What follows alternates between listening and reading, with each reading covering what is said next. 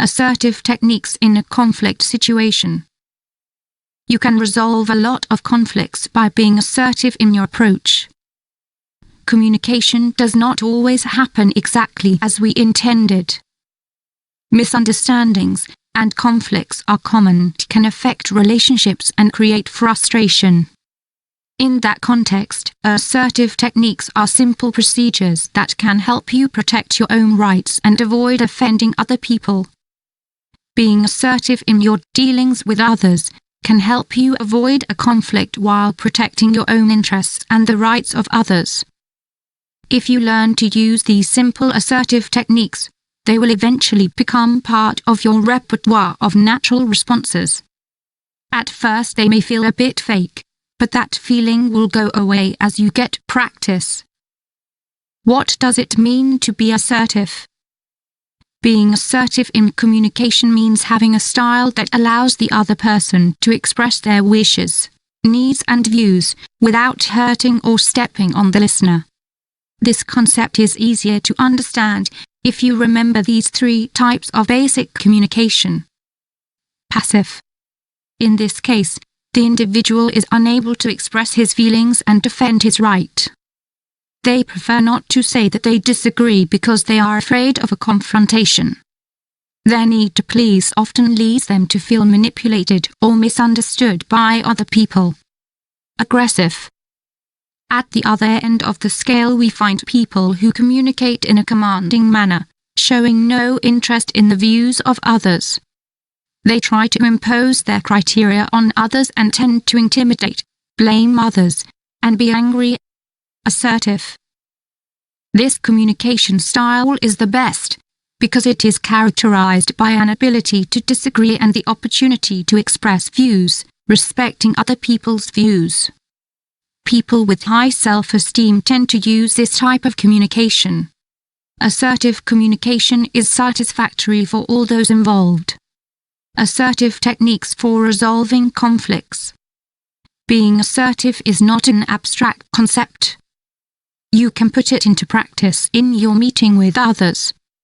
You can use a basic range of it if you are about to get into a possible conflict. Start by establishing concrete facts instead of generalities. Instead of saying "you never waste time with me more," you can try saying "in the last few weeks we have only seen each other twice." Express how the situation makes you feel, rather than blaming or suspecting the other person. Saying "this makes me sad" is better than saying "you are selfish." Made a concrete proposal. For example, it could be "I would like us both to find a day a week when we can see each other." Explain how that plan can improve everything. For example, you can say "that way we will have more time together and we wouldn't argue so much." The technique of repeating itself.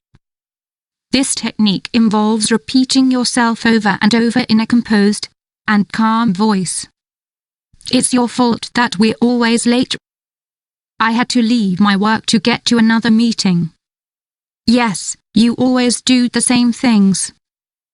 Again, I had to leave work later because we had to have a meeting."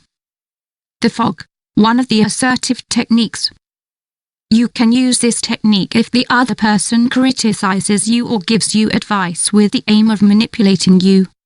In this case, the technique involves you acknowledging what the other person is saying as partially true. But you keep your final decision to yourself. "You're never going out with us again. You are forgetting your friends.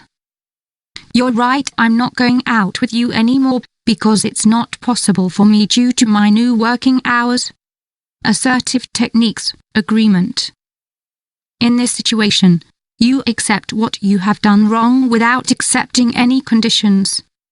In other words, you reject the label that the other person wants to put on you, but you accept your mistake. "You always mess up, too.